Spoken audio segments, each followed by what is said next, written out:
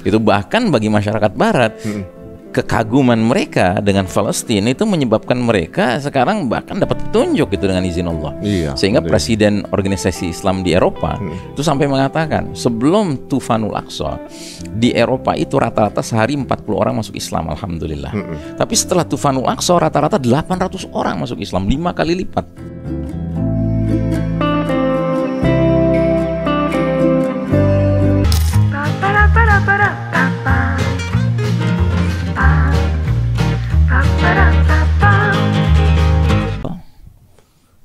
Ditulis di duit $1 itu. Iya, di $1 itu ditulis ya kan. No, unwit quiptism. He has favored our undertaking. Dia telah merestui semua pengambil alihan kami. Gitu. Berarti, jadi adalah satu, ya maaf ya kalau saya boleh menggunakan istilah, suatu kenaifan kalau nggak bisa dikatakan kekonyolan. Kalau umat Islam menyangka bahwa tatanan dunia baru sekarang ini atau tatanan dunia sekarang gitu ya, itu adalah tatanan yang memberi kebaikan. Nggak ada kebaikan di dalamnya. Orang semuanya berupaya untuk disesuaikan dengan nilai-nilai kekufuran Dajjal. Kita ambillah contoh sistem hukum. Sistem hukum mengambil alih dari yang tadinya hukum Allah menjadi hukum jahiliyah. Kan bahasa Al-Quran cuma 2 pilihan. Afa hukmal jahiliyati yabun wa man ahsanu minallahi hukman liqaumi yuqinun. Al-Maidah 50 yang artinya apakah manusia menghendaki hukum jahiliyah? Dan siapakah yang lebih baik hukumnya daripada Allah bagi kaum yang yakin? Jadi berdasarkan ayat ini, hukum di muka bumi ini cuma ada 2 choices, 2 options. It's either hukum Allah, atau dia hukum bikinan manusia yang berarti sebutannya hukum jahiliyah. There's no gray area. There's no gray area, gitu, ya kan? Nah, jadi itu diambil alih. Terus di bidang ideologi, ya kan? Ideologi yang dulu berkembang namanya ideologi tauhid, ya kan? Sekarang ideologinya adalah ideologi macam-macam, sekularisme, pluralisme, liberalisme, humanism, ya kan, macam-macam, nasionalisme, demokrasi, ya kan, demokrasi gitu, ya kan. Jadi apa namanya, kita tuh sadar tidak sadar kayak nggak apa-apa deh yang ini kayaknya cocok sama Islam gitu, ya kan. Kita berusaha memberikan pembenaran, padahal ini jelas-jelas sebuah attempt, ya kan, untuk mengambil alih semua aspek kehidupan kita menjadi sejalan dengan kekufuran nilai-nilai Dajjal. Sistem yang mereka buat. Ya, sistem politik, ya kan. Tadinya kita mengenal sistem politik kita prinsipnya adalah kedaulatan di tangan Allah. Sekarang kedaulatan di tangan siapa? Di tangan rakyat. Ya, kalaupun bukan rakyat, oligarki. Kalaupun oligarki, seolah-olah rakyat gitu. Seolah-olah rakyat, ya kan, sebut saja gitu. Tapi yang pasti kedaulatan di tangan Allah sudah disingkirkan, diganti dengan kedaulatan di tangan selain Allah. Gitu, ya kan. Terus di bidang ekonomi, kita tadi punya yang namanya, dulu kita punya yang namanya muamalah syariah, ya kan, transaksi yang syar'i, gitu. Ada pembeli, ada penjual, gitu, dan itu sifatnya setara dua-duanya. Tapi diganti dengan apa? Sistem riba. Sistem riba kalau kata Al-Quran itu cuma menimbulkan 2 kelompok manusia, para penzolim dan para yang dizolimi. Cuma 2 kelompok manusia. Kalau sistem transaksi muamalah itu semua setara. Pembeli beruntung, penjual juga beruntung. Untung bareng, rugi bareng. Gitu, ya kan? Ini jadi sebenarnya bahwa sebuah sistem-sistem ini diciptakan dengan iming-iming inilah keidealan. Ternyata adalah inilah mengkontrol, ya, ibaratnya semuanya nurut dengan sistem itu. Jadi seperti seolah-olah semua yang hidup ini dalam satu kontrol gitu jatuhnya, kan. Makanya gambarnya piramid, ya kan, yang terpotong. Piramidnya itu adalah tempat di mana seluruh population of the world dimasukin ke situ dan harus mengerucut kepada pucuk pimpinannya yang simbolnya adalah the one-eyed creature, gitu. Tapi mastermind ini orang pinter banget ya, Ustaz. Apa Dajjal itu? Karenanya Ahmad Thompson di dalam kitabnya punya sebuah tesis. Tesis dia adalah there are 3 aspects of Dajjal. Ada 3 aspek dari Dajjal. Aspek oknumnya, individunya. Nah, ini yang belum nongol. Tapi ini yang banyak hadis-hadis Nabi menjelaskan tentangnya, ya kan. Terus ada aspek yang namanya sistem Dajjalnya. Ya, sistem Dajjalnya itu adalah yang kita lihat secara nyata di bidang ideologi, politik, ekonomi, sosial, budaya, hukum, pendidikan, ya kan, medis, farmasi dan sebagainya gitu. Yang nyata gitu kelihatan. Tapi ada aspek ketiga. Aspek ketiga itu the invisible, istilah dia the unseen force, kekuatan yang tidak tampak. Nah, ini diwakili oleh apa? Diwakili oleh secret societies. gitu, Illuminati, Freemasonry, ya kan, Knight Templar, kemudian Skull and Bones, ya kan, macam-macam gitu.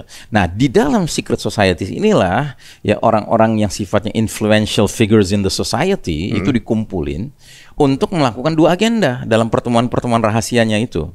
Agenda pertama adalah membicarakan berbagai program-program destruktif di muka bumi ini, termasuk depopulation dan lain sebagainya, gitu ya. Sama agenda kedua adalah ritual menyembah iblis, menyembah setan. Itu ada di dalam pertemuan rahasia itu. Dan itu bukan sesuatu yang masih sulit dicari informasinya. Mudah sekali kita temukan. Jadi banyak sosok-sosok artis, penyanyi, bintang film, bahkan petinggi-petinggi, kepala negara, menteri gitu ya, taipan-taipan gitu kan, olahragawan kelas tinggi gitu kan, yang mereka dalam pertemuan itu tuh mengadakan ritual penyembahan setan. Itu banyak lagi bocor sini, banyak yang lagi bocor. Bener, kan, gitu. Yang nggak boleh bawa handphone di satu, dan orang penting semua. Dan gitu. yang ngerinya adalah memang benar-benar mereka menyembah sampai ke tingkat sacrificing, gitu. Jadi ada korbannya di korban. Nah, korbannya itu benar-benar hidup, yaitu kadang-kadang bayi hidup, kadang-kadang anak kecil disembelih. Udah gitu darahnya dikumpulin, dibagi-bagi, diminum, dagingnya dimakan, gitulah. Dengan keyakinan penuh bahwa itu akan menguatkan mereka bahkan forever young gitu, akan menimbulkan dampak awet muda. Wah, sebenarnya seperti yang di film-film berarti sebenarnya ya? Apa itu penggambaran? Film itu adalah bagian dari sengaja dibocorkan untuk menimbulkan rasa takut. Gitu. Ada juga saya dapat info, apakah benar entertainment juga bagian dari dari cara mereka untuk itu? Semuanya itu bagian dari tadi apa namanya? Undertakings tadi, pengambil alihan. Jadi kan bidang hiburan, kalau dalam Islam hiburan itu fungsinya apa? Fungsinya untuk membuat orang zikrullah, mengingat Allah. Gitu. Jadi semua bentuk aktivitas yang sifatnya bisa mengembalikan orang ke zikrullah itu namanya hiburan-hiburan dalam ajaran Islam, termasuk kita mendengarkan tilawah, ya kan? Kita menikmati kaligrafi, gitu kan. Tapi kalau dalam hiburan sistem Dajjal, dia apa yang diciptakan? Vektor, pikiran-pikiran kotor, gitu. Dan segala sesuatu yang sifatnya rendahan, syahwat dan sebagainya, kan begitu. Gitu. Nah, jadi yang uniknya itu orang nanya, kok tahu dari mana? Katanya secret societies, kok bisa ketahuan gitu? Ya karena pernah ada kejadian dahulu seorang ulama, ya kan, ulama dari Lebanon itu terjerumus ikut Freemasonry, gitu. Iya. Terus dia ikut dalam secret meetingsnya gitu, ya kan? Dan dia cerita, jadi dia itu sempat sampai level 30. Sedangkan level tertinggi di dalam Freemasonry itu 33. Dan syarat untuk jadi anggota level tertinggi itu harus berdarah Bani Israel, Yahudi. Kalau enggak, mentok di 32. Nah ini si ulama ini udah sampai 30. Ya kan? Nah jadi ketika dia sudah sampai 30, itu setiap naik level, itu ada baiatnya, ada pelantikannya, ada sumpahnya, ya kan? Dalam pertemuan yang sifatnya upacara gitu. Nah itu dia menceritakan bahwa dia sampai di level 30 kaget. Karena waktu di level pertama dia gabung, itu dia bersumpah di atas Quran. Oke? Terus dikasih tugas-tugas, teruji loyalitasnya, dedikasinya, naik lagi ke level kedua, diadakan pelantikan lagi kan. Nah di level kedua pelantikan itu saksinya nambah, Quran dan bunga mawar. Gitu. Terus naik level 3, ya kan? Di level 3 dia dilantik, Quran, bunga mawar, pisau belati. Gitu kan. Terus naik level 4 saksinya, level 5 saksinya, level 6 saksinya. Nah di level ke-7 itu ada macam-macam saksi, tapi ada satu yang ditarik, Qurannya ditarik. Dia masih ikut permainannya. Nah, sampai di level 30 dia bilang waktu dia dilantik itu dia harus melafalkan kalimat pelantikannya itu dengan awalnya in the name of Lucifer, atas nama iblis saya bergabung dengan organisasi ini. Di situ dia baru tersadarkan, wah ini hizbus syaitan, ini partai syaitan, ini nggak layak saya ada di sini. Alhamdulillah dia masih punya kesadaran ya. Dia kabur, dia tulis buku judulnya Gerakan Freemasonry. Nah dari buku itulah kita tahu. Tapi bukannya katanya nih secret society ini, saya juga boleh dengar juga sih, maksudnya secara bukunya sendiri saya belum baca, tapi saya dengar ceritanya itu society yang kita kalau resign juga diikutin. Maksudnya kalau kita selesai itu juga ancaman, berarti kita terancam juga gitu sebenarnya. Karena mereka kan selalu mengadakan istilahnya apa tuh perjanjian dengan the devil kan, gitu. Jadi ada. Sekarang ini berarti kondisi sekarang mirip-mirip itu ya sebenarnya mirip. Atau mungkin sedang kita nikmati sekarang nih ya. Nikmati quote-unquote. Kita sebagai yang konsumennya mereka berarti jatuhnya nih. Iya. Nah ini yang kalau dari penjelasan Ustaz tadi ya apa guys, makanya kita juga unik juga tuh, uang $1 itu nggak pernah diganti uang itu dari semenjak dicetak pertama kali. Nah ternyata di situ ya mungkin karena manusia kali ya, di situ dengan kebanggaannya bisa mengambil alih segala macam, kebanggaannya ditulis, dan itu yang membocorkan keadaan mereka sebenarnya secara tidak ya, bagi mereka sebenarnya bocor nggak jadi masalah karena apa? Mereka feel they're invincible gitu. Mereka merasa itu bagian dari kita ya. Tapi lo nggak bisa ngapa-ngapain. Lo nggak bisa ngapa-ngapain karena sistem gue yang pegang kan gitu ya. All of you is under my control gitu. Lu apa? Kamu tahu pun nggak bisa ngapa-ngapain juga karena mau lewat mana? Karena sistemnya mereka yang kuasai kan gitu. Tapi sekarang benar juga nih apa yang dikatakan Ustaz bahwa segala sistem ini ketika terjadi Fathul Makkah apa namanya? Taufan Al-Aqsa sepertinya mulai rontok satu persatu. Betul. Karena sekarang orang mulai paham kalau demokrasi yang dianut dunia gitu, bahkan sekelas UN aja itu fail. Jadi suara terbanyak segala macam ternyata nothing, fail. Ceasefire mau mayoritas pengen ceasefire, anti genocide, asal yang punya hak veto itu mau menggunakan. Berarti kan semua negara yang lain hambanya si pemilik hak veto. Betul. Yang itu. Dan udah mulai sadar kalau ini berarti konsep yang gagal, konsep yang fail ini. Ya, dan jelas tidak ada keadilan di dalam. Dan kata udah terjadi di beberapa politik negara-negara yang lain juga. Ternyata pernah juga kejadian seperti ini gitu, kayak tadi di Mesir, di mana gitu, di Aljazair juga gitu.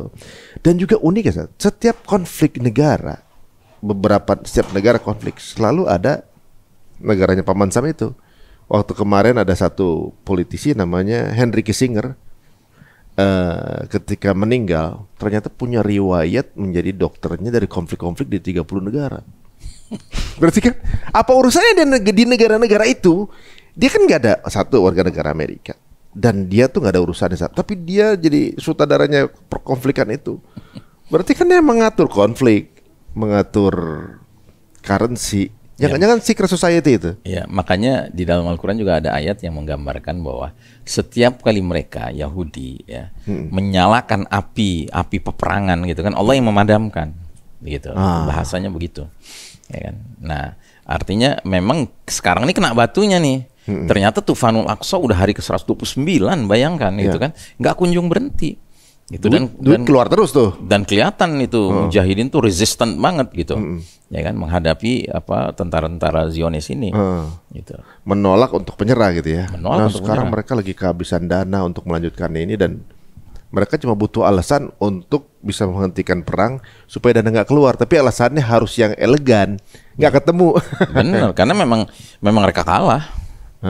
Itu pengamat militer kafir sekalipun itu terang-terangan bilang bahwa Hamas has won, Israel has lost. Itu sudah jelas. Israel is moving towards strategic defeat, ya kan? Itu kata seorang mantan marinir 22 tahun, pernah di Irak, pernah di Afghanistan, sekarang jadi pengacara di bidang masalah kejahatan perang. Dia tuh bilang begitu.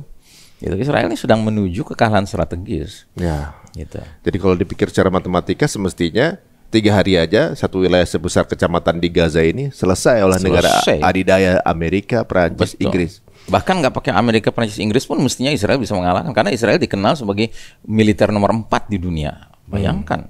Dan pas senjatanya nomor 1 katanya kan. Iya. Yang dipakainya tuh, yang teknologi terbaru, terbaik. Nah ditambah itu juga bahwa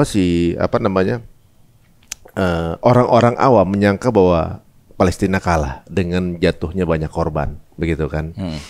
Nah, ketika kemudian perang dilihat menang kalahnya dari jatuhnya banyak korban, mungkin banyak yang salah pemikiran. Ketika sebuah peperangan dari siapa yang menguasai tanah, ya menang Palestina. Karena sampai saat ini pun nggak bisa mereka menguasain kan? Betul. Nah, jadi dari mana sudut pandangnya gitu? Dan bagi orang Palestina pun terbunuh bukan suatu kekalahan, saudara. Betul. Nah itu dia. Kayaknya kita perlu banyak belajar dari kejadian di Al-Aqsa di Palestina, dan tentunya juga ini menjadi tolak ukur guys. Kita udah mulai harus memindahkan mindset kita gitu, kemana kita mesti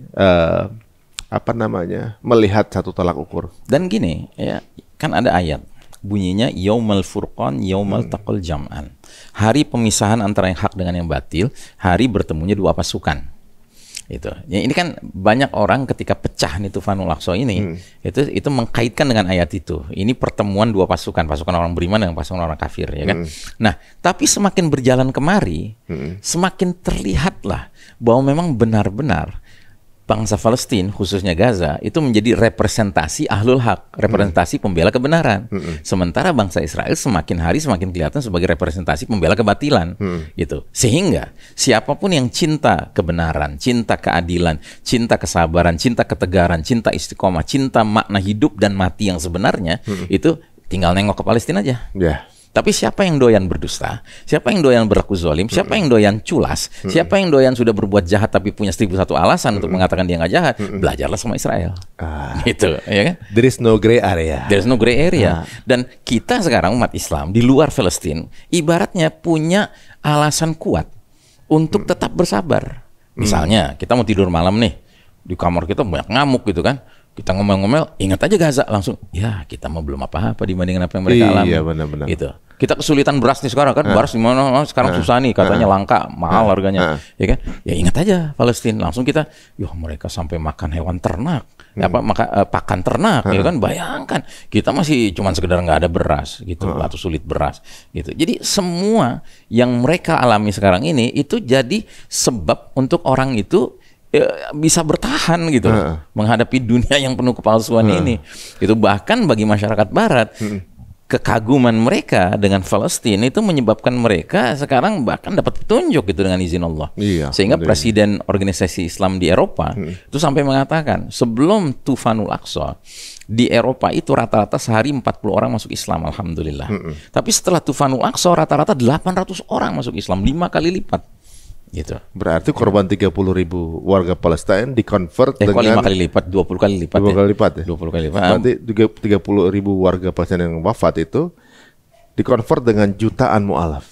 Bukan hanya jutaan mu'alaf, di Syamnya sendiri, di Palestina sendiri, ya kan, sampai Nabi kan mengistilahkan orang-orang Syam itu abdal, al-abdal, orang-orang yang selalu ada badalnya, ada penggantinya gitu ya. Jadi konon di hari ke-90 berapa gitu, itu UNICEF mengumumkan bahwa sejak 7 Oktober di Gaza saja itu lahir bayi sebanyak 20.000 bayi, gitu, ya kan? Dalam kondisi perang seperti itu, dahsyat kan? Gitu. Masih sempet aja ya? Masih sempet, dan yang uniknya itu jumlahnya itu mirip dengan jumlah yang syuhada gitu. Jadi sama aja mereka nggak bunuh siapa-siapa karena akan digantikan gitu ya. Tahun 2008 juga gitu. 2008 ketika Israel mengagresi Gaza, selama 22 hari dari Desember 2008 sampai Januari 2009, 22 hari, itu jumlah yang syahid 1.500. Nah, setelah berlalu perang itu, di data jumlah yang lahir dalam 22 hari itu 1.500 bayi. Sama persis, ya kan? Dan itu sebabnya apa? Banyak wanita, ibu-ibu Gaza itu sekali melahirkan kembar 4, kembar 5, kembar 6. Nah, di sana tuh ibaratnya tuh melahirkan kembar tuh kayak biasa gitu. Ajib kan? Itu cuma rencana Allah aja bisa gitu. Secara matematika nggak ketemu itu kan? Betul. Nah, kita kembali kepada tadi judul di awal saja. Jadi ibaratnya kalau kita nih di 100 tahun belakangan seperti tersihir oleh sebuah sistem. Dan tentunya juga kita negara-negara ini terpisahkan di koloni, jadi terbelenggu dengan sistem surat legalitas, negara yang berbeda gitu. Nggak tersihir, nggak bisa ngapa-ngapain, terbelenggu gitu dengan transparan gitu kan. Kita nggak bisa ngapa-ngapain, kadang-kadang kita ada tersihir dengan surat-surat pinjaman, surat riba apa segala macam, yang semua sistem itu menyihir masyarakat kita seperti di dalam sistem. Nah, jadi ada uraian juga yang mengatakan sebenarnya kita lagi ketika nyoblos kita tersihir juga loh gitu ibaratnya. Apa benar sebenarnya ungkapan tersihir itu? Kalau berita yang saya dengar, bahkan ada orang yang menceritakan kalau dirinya sewaktu masuk ke dalam bilik itu, ya kan, dia buka kertas itu, ya kan, itu entah kenapa yang terlihat cuma satu gambar. Jadi seolah-olah yang gambar lain nggak kelihatan. supaya dia nyoblos yang itu gitu, ya kan? Jadi memang ada bermain di metafisika juga. Memang ada gitu. Dan ada juga yang mengalami hal yang serupa tapi dia langsung ingat Allah. Dia baca ayat kursi, tiba-tiba gambar yang lain kelihatan. Ya, jadi kayak batal tuh sihirnya. Gitu. Jadi kalau ada pihak yang kepengen punya rencana-rencana jahat itu bukan hanya secara fisik tapi juga secara gaib. Oh, gitu. jadi pikiran-pikiran orang bisa secara konsentrasinya bisa buyar, bisa kemudian salah memilih atau segala macam. Berarti memang kita mesti kembalikan kepada Allah berarti semuanya, Ustaz ya. Ya, dan itu juga rahasianya kenapa Nabi SAW jauh-jauh hari sudah memperingatkan bahwa di antara solusi jika Allah takdirkan kita ketemu dengan Dajjal, kita nggak boleh punya harapan ketemu Dajjal ya. Tapi kata Nabi, jika kita ketemu dengan Dajjal, ya kan? Nabi sampai mengatakan, man hafidhu asyra ayatin min awwali suratul kahfi usima min fitnatid Dajjal. Barang siapa hafal 10 ayat pertama dari suratul kahfi atau 10 ayat terakhir suratul kahfi, niscaya dia akan terlindungi dari fitnah Dajjal. Jadi memang yang namanya zikrullah, yang namanya wirid-wirid itu penting untuk perlindungan kita menghadapi dunia yang sistem Dajjal ini gitu.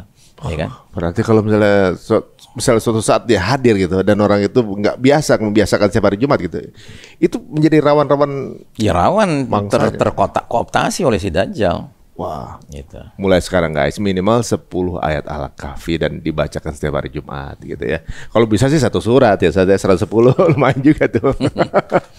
Waduh, nih sepertinya makin terbuka guys pandangan kita mengenai hal yang terjadi sekarang ini. Jadi nggak usah baper, nggak usah kemudian pilihannya yang sekarang sedang memimpin kemudian jadi sombong, yang pilihannya kemudian sekarang dalam keadaan biasa-biasa saja, dalam keadaan yang kurang beruntung secara angka, kemudian jadi baper gitu. Setelah mendengarkan uraian begini, kayaknya jadi santai-santai aja karena ini sebuah masa yang memang dipergilirkan ya Ustaz ya. Betul, dipergilirkan. Dan jangan salah, dulu Nabi ketika menghadapi persekusi yang begitu berat, ya kan, banyak sahabat yang disiksa sampai mati dan sebagainya gitu ya.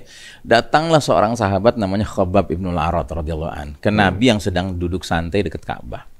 Dia bilang, ya Rasulullah, apa enggak saatnya engkau mendoakan pertolongan Allah datang gitu. Ya kan, melihat saudara-saudara kita yang di ini, termasuk dia termasuk yang disiksa juga sama majikannya gitu. Ya kan? Nabi yang tadinya duduk santai langsung duduk tegap. Dengan tatapan mata yang tajam, Nabi mengatakan, hai Khabbab, belumkah datang berita kepada engkau tentang orang-orang beriman terdahulu? Ada di antara mereka yang ditanam hidup-hidup, cuman kepalanya yang muncul, lalu digergaji dibelah dua. Ada yang digarpu dengan garpu besar, ya kan, digaruk dengan garpu besar sampai terkelupas daging dan kulitnya, kelihatan tulangnya. Tapi mereka sabar dalam keimanan. Itu demi Allah yang jiwa Muhammad dalam genggamannya, Allah akan memenangkan agama ini sampai seorang wanita nanti mengadakan perjalanan dari Hadramaut sampai Son'a, nggak takut dengan apapun kecuali kepada Allah dan kepada serigala yang mungkin menerkam rombongannya. Gitu. Walakinnakum tasta'jilun, tapi kalian tergesa-gesa, kata Nabi. Gitu. Jadi artinya ini memang harus kita lalui, bukan berarti kita pasrah, tidak. Cuma ini dulu Nabi begitu, masa kita yang bukan Nabi bisa mendapat yang lebih ringan perjuangannya? Iya, benar, gitu. benar. Ya, mungkin lebih ringan gitu di mata Allah gitu kan. Tapi ya saudara-saudara kita di Gaza ini contoh gitu loh, contoh buat kita. Gitu. Kenapa sih kita ingin buru-buru meraih kemenangan, apalagi harus meraihnya dengan cara yang bukan sesuai dengan sunnah Nabi, dengan contoh Nabi, gitu kan? Nggak make sense gitu. Ingin kejayaan ya Islam, tapi jalan yang kita tempuh bukan jalan Islam, jalan yang sebenarnya bagian dari defeated mentality dalam diri kita yang menyebabkan kita menggunakan kaidah if you can't beat them, you join them. Berarti terkonfirmasi, berarti ikutan berarti ya? Iya. Waduh. Gitu. Dan itu ada hadisnya juga, di hadis yang lain Nabi sempat mengatakan, la tattabi'unna sunanal ladzina min qablikum shibran bi shibrin wa dhira'an bi dhira'in. Gitu. Jadi kalian umat Islam kelak nanti akan ngikut gaya hidup ya umat-umat sebelum kalian, sejengkal demi sejengkal, sehasta demi sehasta, ya. Sehingga sekiranya yang kalian ikuti itu jelas-jelas masuk juhri dabbin, lubang kadal, ya kan? Kalian terus aja ngikutin mereka. Terus sahabat bertanya, ya Rasulullah, al-Yahuda wan Nasara. Ya Rasulullah, apakah yang kau maksud itu kaum Yahudi dan Nasrani? Kata Nabi, faman, who else? Siapa lagi kalau bukan mereka? Anda tahu hadis ini waktu dibacakan di depan para sahabat dulu, para sahabat tuh kayak tercengang. apa umat Islam ngekor mau Yahudi mau Nasrani? Karena bagi mereka it doesn't make sense. Mereka lihat ada Yahudi di Madinah, mereka lihat ada Nasrani di Madinah, tapi mereka tunduk pada Islam dan kaum muslimin. Di masa itu nggak ada cerita mereka tunduk sama Yahudi, tapi mereka bingung ngedenger Nabi bilang nanti bakal ngekor, sampai udah masuk lubang biawak masih ngekor juga gitu, ya kan? Maksudnya sampai kita sendiri udah ngelihat efek dari ideologi mereka tuh menimbulkan masalah di negeri mereka sendiri, masih aja tetap diikutin. Gitu. Aduh, jangan-jangan di era sekarang ini. Rasanya mau kapan lagi gitu. Ya kan? Karena ini kan this is the darkest chapter of the Islamic history. Ini kan babak paling kelam dalam sejarah umat Islam. Waduh, makin clear ya. Jadi istilahnya gini, sikap kita untuk tidak mau ikut, ya kan, dengan cara-cara mereka, itu jangan diartikan sebagai nggak peduli dengan perjalanan umat ini. Bukan nggak peduli. Justru karena peduli lah, kita harus tunjukkan we are resistant gitu. Kita punya sikap gitu menghadapi ini. No means no, ya. Yeah. And being silent doesn't mean you don't do anything. Ya, gitu. benar-benar. Ya kan? Wah, ini mudah-mudahan membuka satu wacana baru guys, dan sudut pandang kita jadi qadarullah, semua yang terjadi cuma kita diminta untuk bersabar dan terperjuang besar-besarnya. Betul. Masya Allah, waduh, jazakallah satu waktunya ini luar biasa. Ini menarik sekali. Ini satu sudut pandang baru. Mudah-mudahan nonton ini jadi berubah lah ya. Ibaratnya nggak usah baper-baper banget ya sama kehidupan kayak gini gitu ya. Karena semuanya sudah dituliskan dan kita hanya ikut menjalankan aja. Saya pernah mikir saat waktu itu orang kalau nonton film Avengers itu, sebelum nonton sebenarnya udah tahu Avengers pasti bakalan menang, gitu kan. Terus ngapain masih ditonton kan gitu kan. Terus kalau misalnya orang menonton bola gitu, sampai begadang-begadang, kalau ditanya cuma melihat skor, tidur aja dulu besok pagi baca berita. Ngapain ditonton kan gitu kan. Ternyata dua-duanya punya jawaban yang sama, yaitu mereka ingin lihat bagaimana perjuangannya. Nah, pertanyaan berikutnya adalah Allah nih nyiptain kita dan Allah udah tahu kita akan dimatiin. Terus ngapain kita pakai dihidupin dulu? Mungkin Allah pengen lihat siapakah di antara kita yang berjuang di jalannya. Masya Allah, luar biasa. Mudah-mudahan guru kita ini menjadi salah satu yang membuat kita kembali jalan Allah dan kembali ingat bahwa semua sudah digariskan oleh Allah dan kita hanya tinggal menjalankan dengan penuh kesabaran saja. Masya Allah. Mudah-mudahan kita termasuk yang dipilih Allah. Amin. Jadi as-sabirin, jadi orang-orang yang sabar. Masya Allah. Terima kasih guys. Ini untuk yang mantengin ini, saya kalau dengar cerita dari Ustadz ini kebawa terus nih. Saya bisa nanya terus nih. Tapi luar biasa. Ini sebuah penggambaran dengan kisah yang dijabarkan. Memang sejarah dan sirah itu akan tetap menjadi acuan ya. Atau pegangan kita, nggak usah lari kemana-mana. Berarti sebenarnya sebagai umat muslimin tuh mudah kerjanya Ustaz ya. Tinggal ngikutin aja dulu kayak gimana. Ya desainnya udah ada. Gitu, the ideal design udah ada. Gitu. Kita cuma tinggal ngikut aja gitu ya. Cuma kadang-kadang kita ngerasa ini bukan ideal gitu, perasaan itu. Nah itu yang coba ditanamkan kita di 100 tahun terakhir ini. Makanya tonton terus Cerita Untung untuk dapat insight-insight baru dan semoga mudah-mudahan tetap membuat kalian beruntung secara ilmu. Terima kasih untuk yang nonton acara ini dan yang pasti juga terima kasih atas waktunya. Insya Allah mudah-mudahan lancar umrohnya untuk yang ingin ikut pergi umroh bersama Ustadz dan juga mendengarkan berbagai tanda-tanda akhir zaman yang mengasihkan tentang perjalanan umroh. Monggo silakan follow aja IG-nya Ustadz ya. Dan juga teman-teman semuanya jangan lupa untuk subscribe, sebarkan sebanyak-banyaknya konten ini ke teman-teman semua. Semoga banyak yang mendapatkan manfaat. Sampai ketemu lagi di episode berikutnya. Assalamualaikum warahmatullahi wabarakatuh. Pa para para para pa pa pa pa para